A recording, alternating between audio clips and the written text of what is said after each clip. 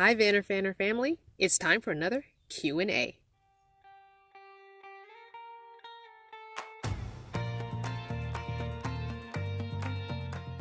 But before we get into this Q&A, I just want to remind you how you can help out some of your favorite YouTubers.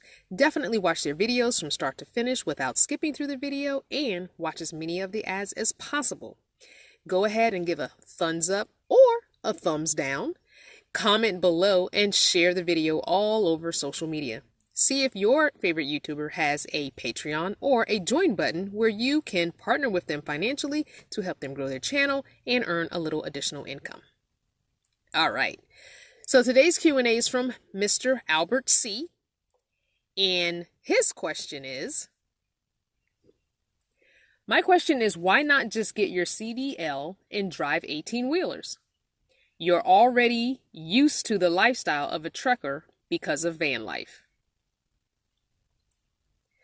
Thank you, Albert, for your question.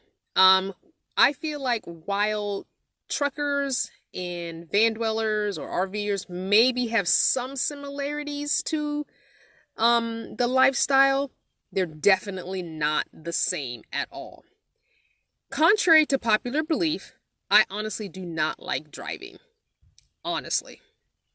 And I have a physical joint condition that refrains me from sitting for hours at a time to drive. So when I do drive long distances, state to state, cross country, I have to break my drive up very, very, very often. The most miles I usually do in a day is 300, 150 in the morning. I take a 2-hour break to eat and to lay down to rest my joints, hip and knee and ankle joints especially. The lower half of my body tends to really ache when I'm sitting for miles and miles and hours. Then I do another 150, sometimes less, sometimes more, but usually 300 miles a day is my mark. If I were to get a CDL and drive 18-wheelers, I would be forced to be on someone else's time frame, someone else's clock. There's a rush to get from A to B, and the training that goes into learning how to drive those trucks. I honestly would not want to drive something that big. So that's really not something that I would do. I get asked this question quite often, and I don't know why that is. I guess people just assume that I like driving. I don't, but my body also works against me in sitting in that long. I also don't want to be forced to go from point A to point B on someone else's schedule.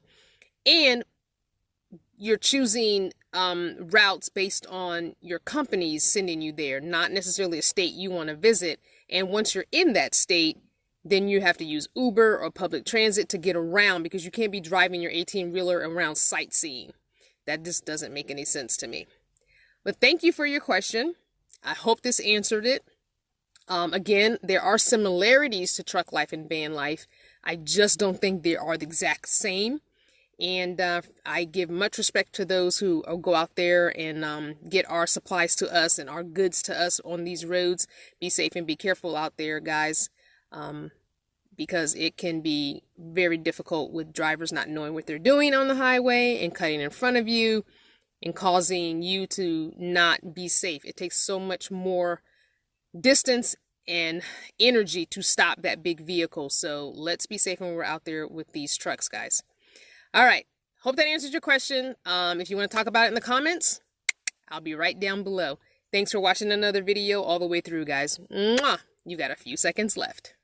Don't forget to like, subscribe, share, and comment.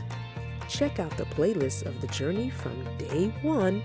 And a big thank you to my channel partners for making this video possible.